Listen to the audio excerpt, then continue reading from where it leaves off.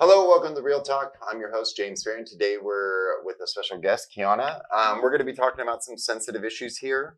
And so we want to make sure that if it's something that bothers you, make sure to go ahead and turn it off, or if you're under the age of 18. Because today our topic of our show is going to be about dominant submissive.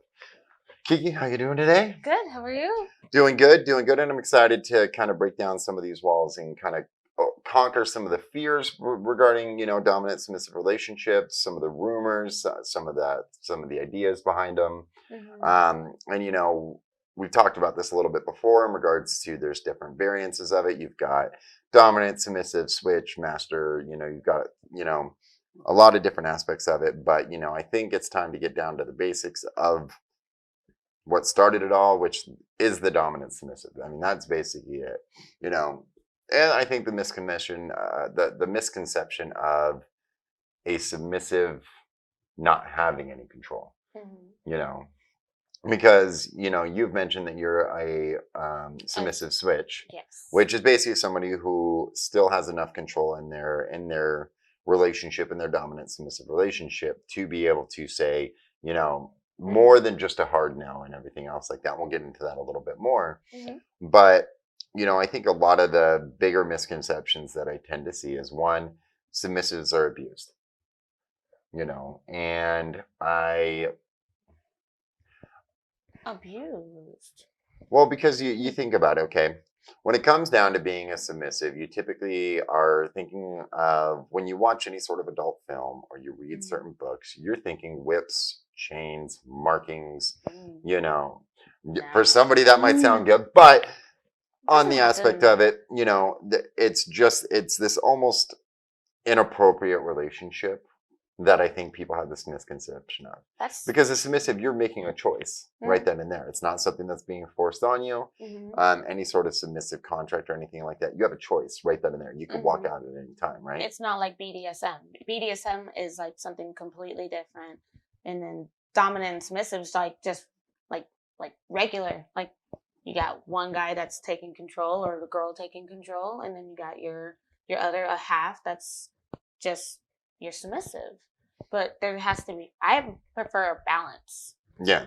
Because I like being dominating, but then at the same time I like to also like be submissive. Right.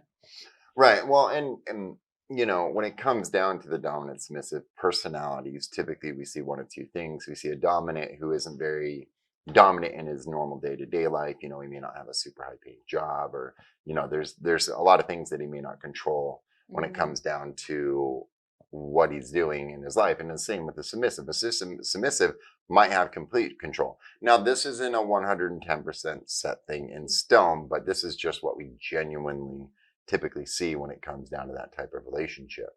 And 50 Shades of Grey, not real. You're not going to go off the streets and find somebody and be like, "Hi, how's it going? I'd like to tie you up and spank you and do a whole bunch of dirty things in my dungeon to you.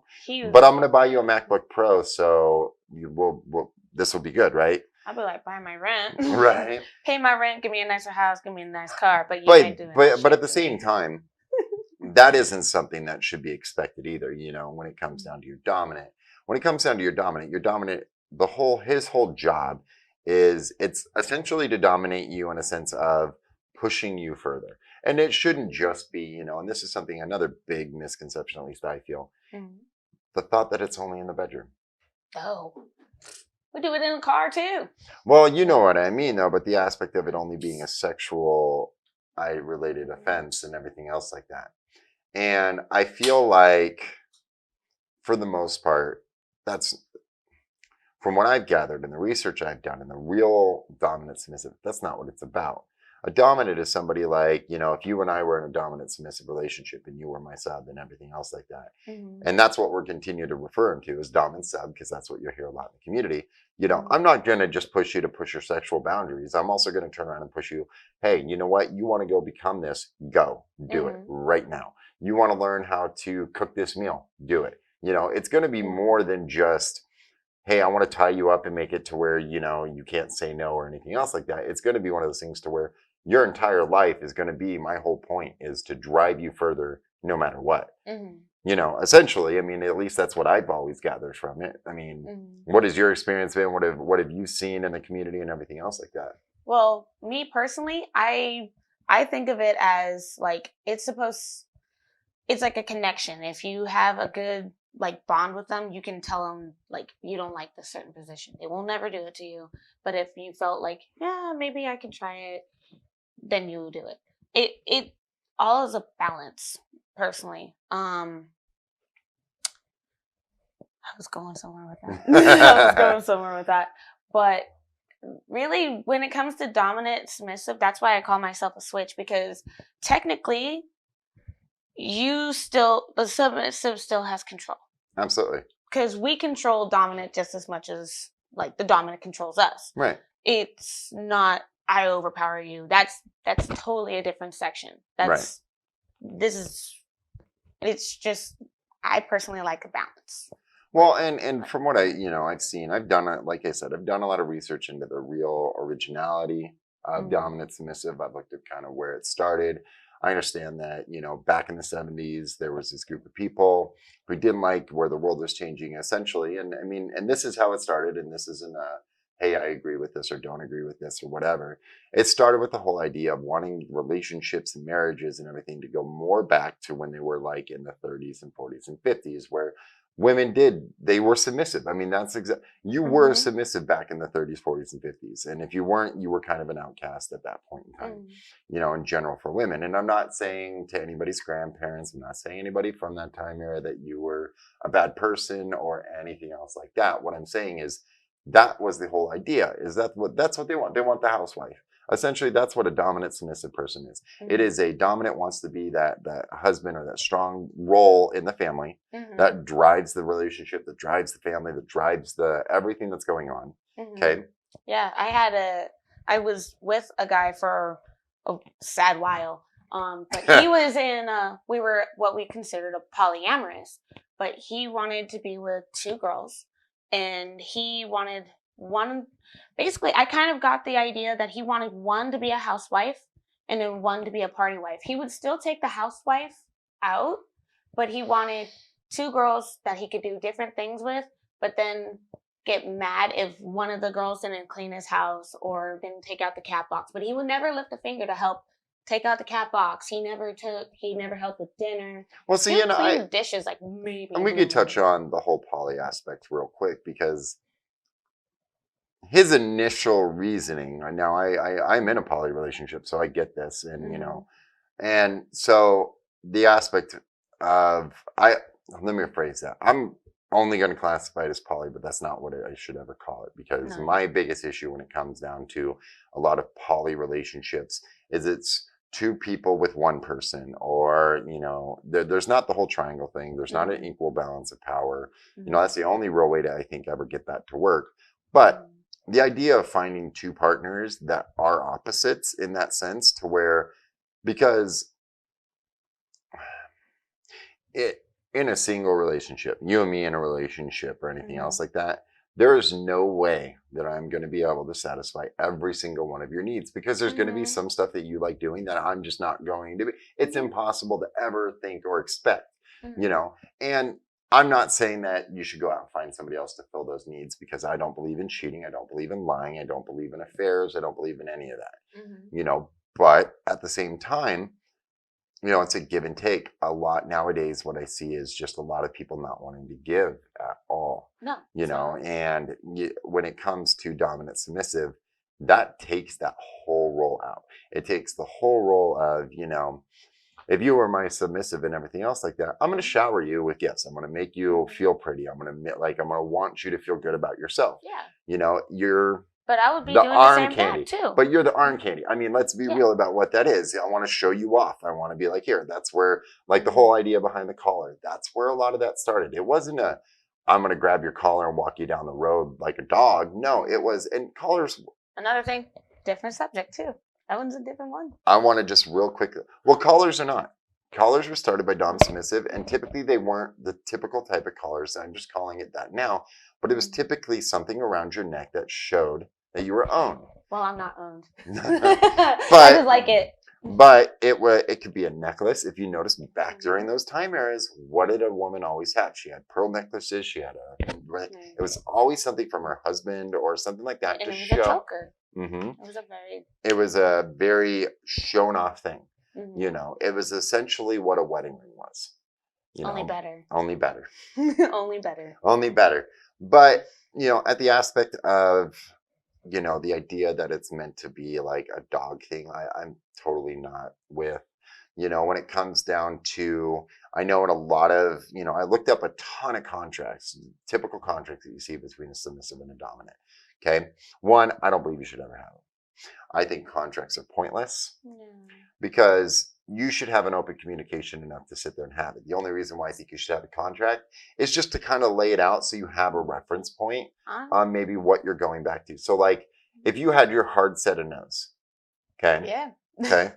I just tell them right there, don't, no. Right. No. But if you have to constantly keep telling me that, okay, oops, I tapped my mic. But it's going to get frustrating. You're going to think that I'm not listening or anything else like that. It's a common thing that happens. But if you do have something that's kind of like, okay, this is what I know. Okay, how I'm drunk. Hold on. What am I allowed to do or not do? Okay. Well, she says she does this when she's drunk. Hold on. How drunk are you? No, this is my checklist. Is going to a sex shop and being like, I want that. Oh, look at this rope, baby. Doesn't it match my skin? And it's like, that's basically my checklist. Is looking at a book and then be like, oh, that's cool. And then I'll kind of be like, hey, babe. Well, I think we're talking even a little bit more about acts and stuff like that. Like, essentially, the whole idea between, because nowadays I see couples fighting in public all the time. Most contracts have that as a big no-no. And it's typically if the submissive starts a fight or an argument in public, there's a punishment or what is it called? Reinforcement. I don't know what the hell you want to call it. It's all punishment. I always got punished all the time, but he didn't fuck me punishment. But so common punishments from what I've read and everything and from what I know are orgasm withholding. There is paddles, spankings, and everything else like that. There's also, I know some of them get a little bit into that BDSM realm. It's humiliation. Well, I've never seen punch in the head as one, but I've seen stuff like humiliation and everything else like that. And so, I've seen a lot of things when it comes down to that. But I mean, I think the most typical one, is typically it's the apology. It's the end of a night apology where the sub gets on her knees and apologizes for something that she did. And it's a complete, like, I'm here in front of you. Here I am and I'm sorry. I'm not. See, this is where my dominance come in. I'll be like, fuck you. Straight up. I told him every time, like, fuck you. And then I'll apologize the next morning and be like, sorry, I'm a bitch. Right. Well, and that's something that you definitely, and that's something that you definitely, I think, have to really know. That you have to know your partner. You have to know this person you're looking into. That might have been okay for your partner. If you would have done that to me, I would have been like, I don't even understand what the point is at this point. Because, if you're looking, a submissive switch is a very unique thing. It's not, something that is easy to handle. And I mean that respectfully. No. Just because you never know when you're going to decide to switch. And I think that would have to be kind of a rule set, okay, when are you allowed to switch and when you're not? Of course, I believe that there's a point where you can always say no. I think you should have a right to say no. I think even a man has a right to say no. Oh, everybody does. I think I've seen more women complain about their men telling them no about sex or anything else like that. And it's always comes down to the same bullshit. Pardon my French, but it's, oh, he's cheating. I always hear that. When anybody ever says that, all their friends flock around. All these random ass fucking people flock around. He's cheating and he's found something better. It's like, no. Have you ever thought that maybe a guy just isn't in the mood for sex? Or you ever thought that he could have too much on his mind or he's worried about how he's going to pay his rent or anything else like that? Like, get over it. A woman says no and a guy gets upset about it. He's an asshole. Like, yo, you're a bitch. A woman gets mad at a guy for saying no. Oh, she's still the victim. And we got to step aside that. We got to sit there. Women want equality rights. And, and especially in the sub and dom world and everything else like that. You want equality, then expect it.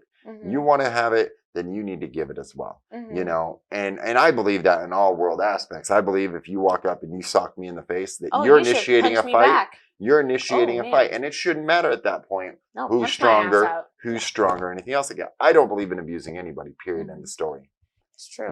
I just don't believe in abuse or anything else like that. And But I I want feel to like clarify there is a big difference between spanking and abuse. Mhm. There is a point where spanking can turn into abuse very, very quickly. Mhm. And that is something that you have to be very, very clear of. And that's the way it should be. It has to have a balance. Don't like don't hurt your person. If you love them, don't hurt them. Mm-hmm. You would do anything for them, right? Exactly. Why would you want to hurt them where it like you put yourself in this bad boat and you put them in an A untrusting fear. state of you? It's a fear. It's a Yeah. fear factor at that point. Like, You are afraid of what's coming next or anything else like that. And you know, and guys, girls, it is sometimes hard to step back. It could be something as simple as a mistake of thinking that somebody was okay with something and not realizing it, you know, hitting too hard or um I see sharing is a big one out there, yeah. which your sub might do. Your Mhm. sub might be like, okay, well, I said I would submit to him and go into it. Really think about that. Sharing is not something that It's is, not always you can't caring. come back from it. You Sharing is can not come always back from a caring. too hard of a spank. You can come back from that. Your Mhm. submissive reacts and has a negative reaction to it. You have the option, you can step back. You can be like, okay, hold on. Well, I'm sorry. What exactly happened? Explain to me. So that way we move forward. Mhm. You can't come back from knocking a tooth out. You can't come back from permanently marking somebody. Mhm. You can't come back up with scarring. I know that's one that's out Mhm. there. You know, you can't come back from getting a girl to tattoo your name right across your throat so everybody knows. You know, that is something that you do. That is something that you do out of love, and that's something you do in a mutual respect. But make sure it's something that you can do that you can come back from. Mhm. And be careful because I'll tell you right now, submissive talk. No, you need communication. Yeah. You really got to communicate with each other. It's not just I'm the dominant, you get to listen to me, or I'm the sub. I know you want to be domineering, but I need to. It needs It to be needs a to be a healthy. balance. Well, yeah, and it needs to be healthy. I always say that word, but balance is key every fucking time. Like yin and yang. That's gonna be my next tattoo. Seriously. But at the same time, I also feel like on that same note, you know, coming from a dominant point of view and everything else like that, is if you're agreeing to me to be a sub, don't start off fighting right away. Like, hey, I want you to wear this dress. Don't. That is petty shit to argue over. It's If no. your spouse or your dominant wants you to wear that dress, there's a good reason why he wants you to wear that dress. If he goes out and buys you something that you think is fucking hideous, you better love it. No, fuck him. No, absolutely, I ain't wearing the absolutely fucking not. dress. No, if he buys it for you, there must be a reason why he bought it for you. If he bought it for you and you just, okay, if he bought this right here, neon green, and let's just say you hated neon green, but he really liked it or something like that. I know I'm throwing a lot of speculation out there. I love neon. But let's put this in perspective. You respect your dominant. That is not a fight worth having. It's not a demeaning thing. It's not a putting you down thing. It's something he found that he liked. That is an acceptable submission, in my opinion. See, I'm that much of an asshole. I'll put it on, see how much I actually liked it. She just likes being tied up. She's like, now tie me up and beat me and pour butter on my face. I don't even know what I'm saying anymore. Where's the cocoa butter? Actually, my ex, it was so funny because we were in the middle of fucking and he had me chained to his bed. He was like playing with me and he almost made me come, and then I broke out one of his chains and I almost punched him in the face doing that. For what? I almost came. That's right. I almost came and I punched him. I was like, never want to be in a sexual relationship with you for any reason. Muscles, baby. That's your go-to thing for coming. Oh, I'm close. I go, boom, I'm done. Like, I mean, me good too. God, how? Great. No, yeah, no, I bet you didn't mean for to. Halloween, I'm gonna be She-Hulk. Oh my God. Are you guys ready for the question? Yeah. Let's go ahead and bust out some questions. All right, what do we got? All right, what do you got? What is the purpose of dominant in a relationship? All right, so the question if I don't know how well you can sit there and hear, but the question was basically, what is the purpose of a dominant? The purpose of a dominant in a relationship is to fuck. No. No. In a relationship, the whole idea behind a dominant is to basically it's no I hate to put it this way, but it's no different than a business. It is to have somebody that has a direction and control of the relationship. It's somebody that's guiding the relationship. It's like somebody, a captain. Exactly. But you also like the your captain. If you sit there and you fuck off with your crew enough, they're gonna throw a mutiny. So you're definitely, but Drown a the dominant motherfucker. is literally doing what he believes is best in the best interests of his submissive and his partner and everything else like that. And a dominant in life is the same thing. His whole entire goal is to make life better. I just keep thinking of Captain Jack Sparrow. Is that weird? That's weird and kiki. Yeah. I mean, it's Johnny Depp. I'm like, hey. All right, what's the now? What else we got? Okay, next question. So there is multiple submissives. So you have things such as service submissive, you have things such as sex submissive, and so on and so forth. What are your thoughts on those labeling? So the question once again, I'm gonna repeat these questions just so make sure we get them good on audio. Is there are a lot of different types of submissives? There's sex submissive, slave submissive, and everything else like that. Bitch submissive. Not slave service. Service. Well, there's slave. Well, there's a whole slave master relationship. You got brats. Politically correct. Yeah, no, that's and that. Please, and I hope you didn't take any offense to that. That is No, nothing no, in it's regards true, to skin no. color or anything else like that. No. But No, you got different kinds of submissives. You got brats, which are like me. Yeah, well, how do you feel about the labeling on them? Like the labels? It gives you prepared for what the hell you're dealing with. I think that's crap. I think it's absolute bullshit. I really do. A submissive is a submissive no matter what. Yeah, Well, like in all no, reality, okay, that's but true. I mean, if that's the case, then you're not looking for a submissive. If you're looking for a plaything, then you're looking for a fuck buddy. You're not looking for a submissive. You're looking for a fuck buddy. Because what does a fuck buddy do? Whatever you want to do, fucking. That's basically what it is. You want a slave, okay? You buy a woman. That's what you're doing at that point. You better pay me money. You better pay Money. really, really well. Give Okay. me When it comes Gucci. down to that whole idea, like, okay, we need to. I feel like there's got to be better names. You've got a captain, okay, and his first mate. That's what it is. That to me is what I feel like is better. You have a captain and a first mate. If you looked at it in that retrospect, like, hey, I mean, hey, baby, would you like to be my first mate? Fuck yeah, I'm gonna be your first mate. You're captain in a fucking ship. I'll be like, wait, you actually Your have a captain boat? chooses where the fuck you're going. It looks for the best interest of the crew and everything else like that. And that's what a dominant submissive relationship is today. What does the first mate do for a captain? Anything he fucking says. But also suggests things too. Absolutely. It has more than a capability of giving, because there's that trust between the two. And that's the number one thing about all this relationship crap. They're supposed to have each other's back You too. have to have trust. You have to. All right, what's the next question? Okay, this is the final question. Final question. Okay. Final question. What is your favorite thing to do in your dominant self relationship? Doggy. Wait, is that the right? Yeah, That's great. That's a good answer. I mean, that's my answer for everything. Because everybody has something different. He's going all in there, and I'm all like, dog. Well, yeah, because you're on the. I Get think it. we're on the opposite sides of it. Get it?